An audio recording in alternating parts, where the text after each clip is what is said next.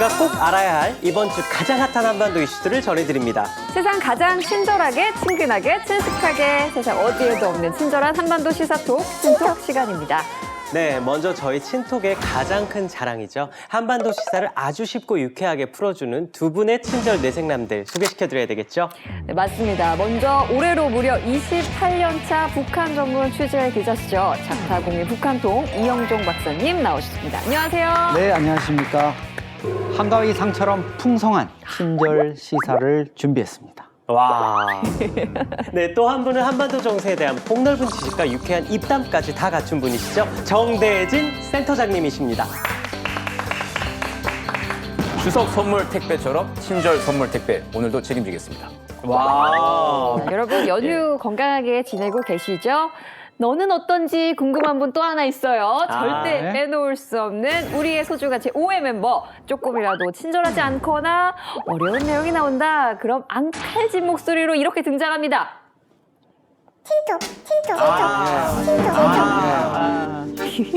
연휴 땐 좀 쉬어도 되겠는데. 그러니까요.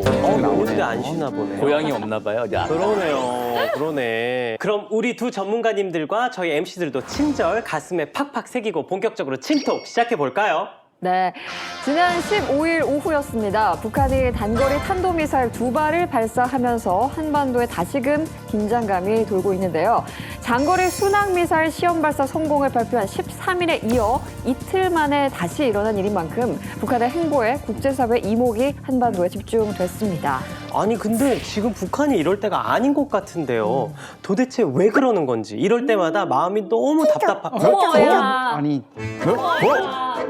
아니 왜 여기에서 왜 갑자기 친톡이? 이거 빨리 하고 집에 가려고 너무- 추석 기양. 너무 초반에 지금 빨리 등장했는데. 그러네요. 이렇게 오. 빨리 등장한 적이 없는데. 기선제압? 아니 심지어 오늘은 전문가 두 분에게가 아니라 아니에요. 우리 둘. 네. 응. 일단 누구한테 울린 거야? 나야? 왜 울린 거지? 나니? 솔직히 북한 상황이나 의도는 뉴스나 기사에서 많이 나왔잖아요. 그런데 말입니다. 국민들이 진짜 궁금한 건 미사일 자체거든요. 장거리, 단거리, 탄도, 순항, 도대체 무슨 차이가 있는 건지, 그래서 우리한테 얼마나 위험한 건지, 대비책은 있는 건지, 시청자들은 그것이 알고 싶다. 뉴스를 매일 봐도 어려운 내용들도 많고 뭐가 뭔지 잘 모르겠는데 군필자시니까 다 알고 계시죠? 저만 모르는 거죠? 아니 근데 그게 사실 네. 군대에서도 미사일을 잘 안 가르쳐줘요. 미사일을 볼 일이 어디 있어? 그렇지 않아요? 두 분 미사일 보셨나요? 그 보안 상황인데. 그러니까. 저희 노친톡이 울린 만큼 그냥 넘어갈 수 없습니다. 가장 궁금한 탄도미사일 그리고 순항미사일 요거의 차이점부터 좀 해결을 해주셔야 될 것 같아요. 탄도미사일 같은 경우는 높이 고각으로 쌓아 올려서 자유곡선을 그려서 자유낙하를 하게.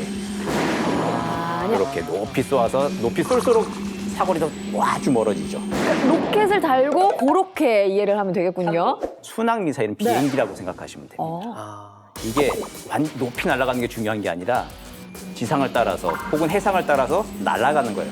심지어 순항미사일은 날개도 있습니다. 조그만 보조 날개가 있어가지고 지상에 미리 입력된 그 지도 내비게이션에 따라서 그 반응을 하면서 목표물을 찾아서 낮게 날아가가지고 그래서 맞추는 거예요. 이 나라.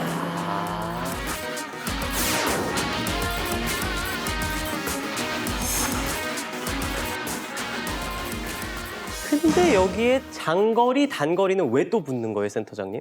그 장거리, 단거리는 사실은 이게 무슨 과학적으로 딱 정해진 게 있는 게 아니라 미사일을 처음 만들었던 강대국들이 정한 거예요. 아. 단거리는 보통 1000km 이내 단거리라 그러고 아. 그리고 이제 한 3000km에서 5500km 정도를 중거리. 아. 그럼 비잖아요. 1000에서 3000은 그렇죠. 서이 뭐야. 네. 그럼 또 준중거리. 그렇게 얘기를 하고 5500km, 뭐 10,000km 넘어가는 거는 이제 장거리 미사일, 대륙간 탄도 미사일 이렇게 분류를 하는 겁니다. 그렇군요. 순항 미사일과 탄도 미사일의 차이 그리고 단거리, 중거리, 장거리 미사일의 차이에 대해서 좀 간략하게 짚어주셨는데 북한의 미사일 발사 시험에 국제사회가 더 주목을 하고 있는 이유는 북한이 핵을 보유하고 있는 국가이기 때문이잖아요. 많은 분들이 미사일 자체가 핵무기인 건가? 이렇게 생각을 하고 계신데 좀 설명해 주셔야 될 것 같아요. 2차 대전을 종료시킨 1945년의 핵투하 같은 경우에는 전투기가 폭격기가 가가지고 뭐 이렇게 해가지고 떨어뜨리는 식으로 공중에서 이렇게 투하를 했지만 지금 그렇게 할 수가 없잖아요. 이제는 뭐 그런 것들이 다 노출이 되니까. 그러니까 미사일의 앞부분에 핵탄두를 탑재해가지고 소위 말해서 이제 핵하고 미사일 자체를 이제 투발 수단이라 그래요. 핵을 거기까지 보낼 수 있는, 던져 보낼 수 있는 그 투발 수단이 이제 결합이 되면은 핵무기가 되는 거죠. 네, 북한이 지난 15일에 발사한 탄도 미사일의 성능 딱히 눈여겨봐야 할 점이 좀 있을까요? 이번에 발표된 알려진 단거리 탄도미사일은 좀 특이해요. 아. 저도 이걸 보고 굉장히 깜짝 놀랐습니다. 네. 그래서 이걸 다 같이 깜짝 놀라자고 사진으로 네. 준비를 했습니다. 오, 진짜요? 네, 먼저 대박. 보시죠. 기대됩니다. 네. 오. 네. 오, 이게 지금 미사일이에요? 네, 지금 이제 보이진 않지만 밑에 지금 기차 레일이 있고 네, 기차. 네. 예. 차가 있고. 약간 합성사진 같기도 맞아요. 하고 느낌이 영화의 네. 한 장면 같기도 하고요. 네. 저도 이 기사를 보고 굉장히 놀랐는데 이거는 기차 맞죠? 이거 좀 설명 좀 해주세요. 맞습니다. 이게 그 철도 기동 미사일 연대라고 발표를 네. 했습니다. 아. 그래서 달리는 기차에서 아. 저렇게 산간 지역에 아. 은폐해 있다가 아. 임의의 시각에 숨어 있다가 바로 쏘겠다라고 하는 그런 거거든요. 아. 이게 북한이 뭐 지금 아주 신박하게 없던 기술을 새로 개발했다 이런 거라기보다 1980년대 이미 그 RT-23이라고 네. 러시아 그러니까 구소련에서 네. 열차에 이러한 미사일을 실어가지고 발사를 하고 운용을 했던 경력이 있습니다. 근데 제가 궁금한 거는 전쟁 중에 포격으로 철로가 파괴가 됐다? 그러면 사실 이건 무용지물 아니겠습니까? 그렇죠. 지금 사실 갱도라든가 이런 터널 이런 데서 기차 터널에 열차가 숨어 있다가 나오거나 이런 점 때문에 걱정을 하고 있다 이렇게 또 보도가 나오고 있습니다만 사실 철로를 이용해서 움직인다는 게 매우 제한된 길이잖아요. 그렇죠. 그러니까 우리 군 당국이 아마 사전에 저런 움직임, 저런 것들이 생산돼서 철도에 실리고 옮겨지고 이러는 것들을 군 당국이 다 추적을 하기 때문에 사전에 몇 군데 중요한 곳을 포착하고 거기를 선제적으로 폭격을 했을 경우에 저게 운용이 제대로 가능하겠느냐. 네, 무엇보다 이번 북한의 단거리 탄도 미사일 발사가 더 이슈가 된 거는 명백한 유엔 대북 제재 위반 사항이기 때문일 텐데 이 좀 덧붙여서 설명을 해주시죠. 예, 유엔의 그 안보리 결의에 따르면 북한은 어떤 종류의 탄도미사일 프로그램도 운영해서는 안 됩니다. 그렇죠. 그게 인공위성이 됐던 뭐든 간에 아. 탄도미사일 자체가 사실은 이게 로켓으로 가는 거기 때문에 인공위성을 실어서 올려보낼 수도 있는 거고 핵탄두를 실어가지고 핵미사일이 될 수도 있고 그런 거거든요. 장거리로 넘어갔을 때는 이게 워낙 이제 미국 등 국제사회에 큰 충격을 주기 때문에 추가 제재 열의를 하느니 많이 논의를 하는 건데 단거리인 경우에는 당장 역시 또 단기적으로 평화와 안정을 탁 깨트리는 그런 행위는 아니라고 해서 짐짓 모른 채 하고 좀 넘어가는 경우도 있습니다. 지금도 지금 그렇게 하고 있는 것이긴 한데 네. 사실은 명백히 결의 위반은 맞습니다. 아, 그렇군요. 이렇게 쭉 미사일에 대해서 이야기를 듣다 보니까 결론은 다 무섭다. 심각하게 많이 무섭다. 이런 생각밖에 안 드는데요. 북한이 작정하고 미사일에 핵탄두를 실어서 날리면 어떻게 되는 거예요, 미정 씨? 아, 그러니까요. 아마 우리 시청자분들도 지금쯤 아니 이게 명절인데 네, 무서워 맞아요. 걱정돼 하실 것 같습니다. 네. 핵을 보유하지 않은 우리나라가 북한의 핵무기 공격에 어떻게 대비하고 있는지 좀 자세히 알아볼 필요가 있을 것 같은데요. 센터장님, 일단 한미 간 군사동맹 요 얘기 빼놓을 수 없잖아요. 미국이 핵 우산이라고 하는 정책을 운영합니다. 네. 핵 확장 억제라고 해가지고 미국 본토에 핵 공격이 오지 않는다 하더라도 동맹국의 핵 공격이 있을 시에는 똑같이 거기다 이제 핵무기를 동원해서 보복 공격을 해준다는 확실한 약속을 해줍니다. 그러니까 전략 폭격기, 뭐 탄도미사일, 진짜. 뭐 탄도미사일, 진짜. 아유, 깜짝 왜 놀랐네요. 올렸을까요? 아니, 뭐가 센터장님 우산? 공약? 오늘 두 번째잖아요, 벌써. 지금 오, 긴장 그러네. 이거 긴장을 그냥 풀고 욕심이 나나 있었는데 보다. 앞에 이미 울려가지고 끝난 줄 알았더니 그러니까요. 명절 됐는데 놓친톡한테 뭐 선물을 안 보내시는 거예요. 아, 택배 얘기도 하셨는데 제대로 뭐 갈비라도 정액 세트라도 하셨구나. 하셨나 보네. 갈비 안 먹는 걸로 왠지 알고 저는 시작부터 차분하게 이렇게 편한 자세로 앉아있죠. 하셨네, 하셨어. 난 충전 쿠폰만 줬는데 아, 갈비는 안 먹는 좀 줄 알고 부족하셨어요. 아니 이번에는 왜 올렸을까요? 그러니까 너무 진짜 궁금해요, 모르겠네요. 진짜. 아직 안심이 안 돼서 또 나왔어요. 북한이 만에 하나라도 에라 모르겠다. 한국이든 미국이든 너죽나죽 하자 하면서 핵탄두 실은 미사일을 우리나라에 일단 쏴버리면 어떡해요? 그럼 미국 군대랑 무기가 도착하기도 전에 이미 우리나라는 초토화되는 거 아닌가요? 무서워잉. 아주 무서워요. 높아심이. 예, 맞아요. 무서워잉. 놓친 똑도 생각보다는 겁이 좀 많은. 네, 그런 것 같아요. 예. 놓친 쪽이 또 많이 무서웠나 봅니다. 네. 이것도 해결을 해야죠. 네. 북한이 만에 하나라도 정말 진짜 만에 하나라도 홧김에라도 핵 버튼을 눌렀다? 그럼 우리 국민들 어떡합니까? 보호해야 되잖아요. 어떻게 해요? 예, 그래서 우리가 미사일 방어 체계를 가지고 있죠. 네.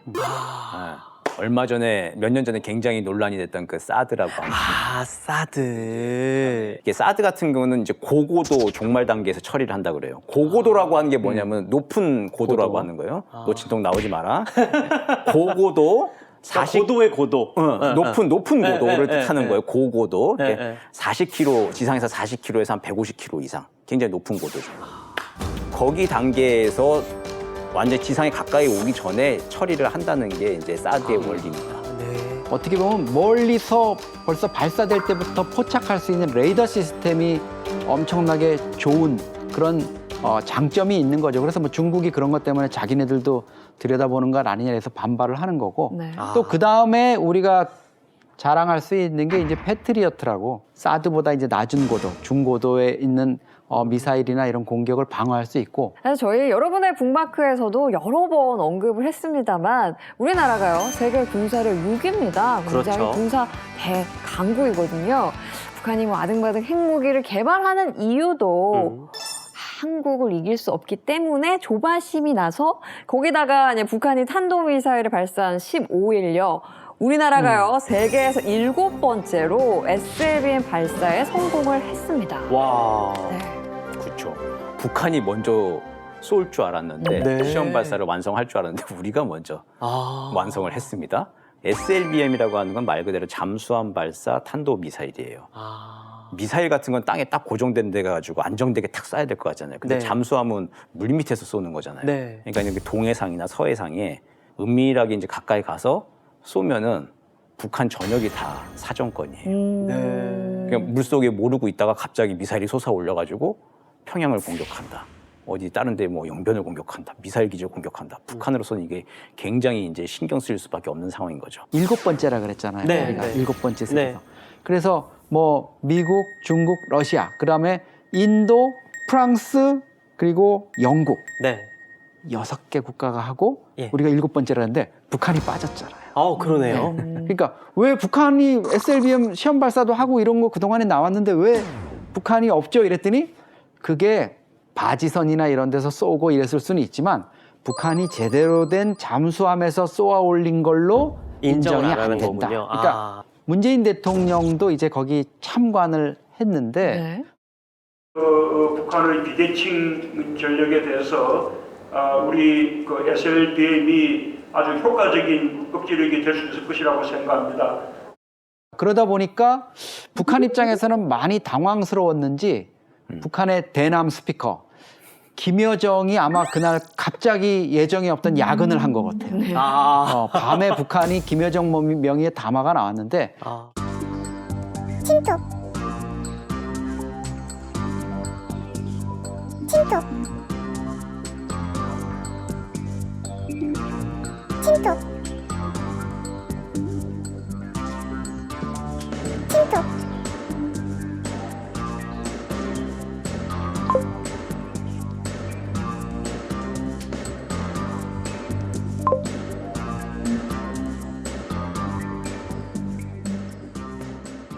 근데 이렇게 이야기를 듣다 보니까 머릿속에 시뮬레이션 그려봐도요. 전쟁을 한다는 것 자체가 너무 끔찍하잖아요. 근데 맞습니다. 북한도 우리나라나 미국의 군사력을 모를 리가 없는데 이렇게 최악의 수까지 써놓으면서 행동을 하는지 좀 이해가 안 되는 거거든요. 그 전쟁사를 보면은 서로 이렇게 긴장해가지고 경계를 하고 있을 때는 오히려 전쟁이 안 나요. 아예 대화가 단절돼 있고 오해와 불신이 쌓이다 우발적 행동으로 전면전이 벌어진 경우가 훨씬 더 많거든요. 네. 그래서 지금 남북한은 지금 굉장히 긴장과 갈등이 있는 것 같지만 서로 주고받기를 하면서 어쨌든 상대의 진위 파악을 하기 위해서 노력을 좀 하고 답답한 와중이지만 그래도 서로 간접 대화라도 지금 하고 있는 상황이에요. 그리고 김여정 부부장이 남북 관계가 완전히 파괴될 수 있다라고 경고를 했지만 맨 마지막에 우리는 그것을 바라지 않는다. 그러면서 또 이제 경고를 했거든요. 제발 이제 그러지 말아라는 또 이야기를 또 같이 했어요. 그러니까 판을 완전히 좀 깨겠다. 그거는 남북이나 한미나 다 어디나 원하고 있지는 않는 것 같습니다. 오늘 친통 마무리는 이 말 외에는 다른 말이 생각나지 않습니다. 네. 아마 모두가 동감하실 것 같은데요. 다시는 이 땅에 절대 네. 무조건 전쟁이 일어나선 안 됩니다. 옳소. 네. 동의합니다. 동의합니다.